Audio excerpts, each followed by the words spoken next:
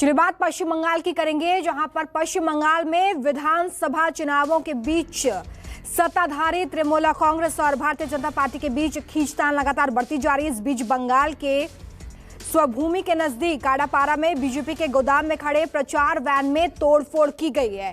यह तोड़फोड़ उस वक्त की गई जब प्रचार वैन गोदाम के अंदर खड़ी हुई थी।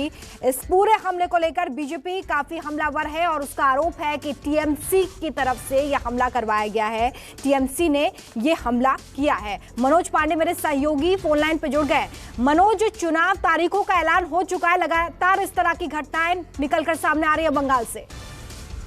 जी देखिए, जिस तरह से पश्चिम बंगाल में चुनाव के तारीखों के ऐलान होते हुए बीजेपी के कह सकते हैं कि लाखों बंगला सुनार की जो बहन की गाड़ियां खड़ी थी ये सोमवी के पास में, वहां पे बीजेपी की तरफ से आरोप है कि जो टीएमसी के लोग थे देर रात आए हैं और कई गाड़ियों में उनके शीशे में जिस तरह से देख सकते हैं तोड़फोड़ किया गया है। तो कह सकते हैं कि पश्चिम बंगाल में देखिए लगातार जो चुनावी हिंसा की गतिविधियां बढ़ गई है और जिस तरह से देखिए कल तारीखों का ऐलान हुआ है, उसके बाद मुख्यमंत्री ममता बनर्जी बकायदा प्रेस कॉन्फ्रेंस करके कहीं न कहीं इस चीज पे आपत्ति उन्होंने साफ तौर पे जताया है चुनाव आयोग को कि पश्चिम बंगाल में 8 चरणों में आखिर चुनाव क्यों हो रहा है।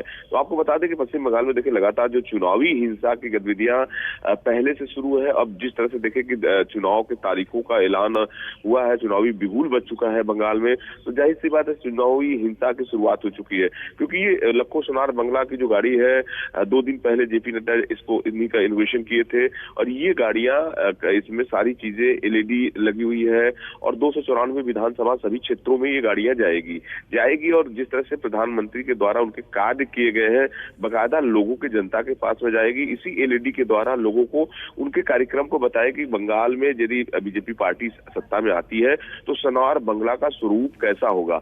और इसमें एक खास गाड़ी में बनी हुई चीजों है कि इसमें अपने लोग सुझाव और अपनी शिकायत को भी दर्ज कर सकते हैं, हेल्पलाइन नंबर भी दिया हुआ। तो कह सकते हैं कि लगातार जो वहां पे गाड़ी खड़ी हुई थी सभी गाड़ियों में काफी गाड़ियों में तोड़फोड़ किया गया है। बीजेपी की तरफ से आरोप है कि टीएमसी कहीं न कहीं उनके प्रचार और प्रसार में जिस तरह से उनके कार्यकर्ताओं पे हमला हो रही है, प्रभावित किया जा रहा है। बीजेपी की तरफ से आरोप टीएमसी पर लगाया जा रहा है। मनोज, बहुत शुक्रिया इस तमाम जानकारी के लिए।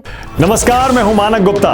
अगर आपको हमारा ये वीडियो पसंद आया हो तो इसे लाइक और शेयर जरूर करें और हाँ, हमें सब्सक्राइब और फॉलो करना ना भूलें ताकि आप देश और दुनिया की कोई खबर मिस ना करें। तो जुड़े रहिए हमारे साथ और देखते रहिए न्यूज़ 24।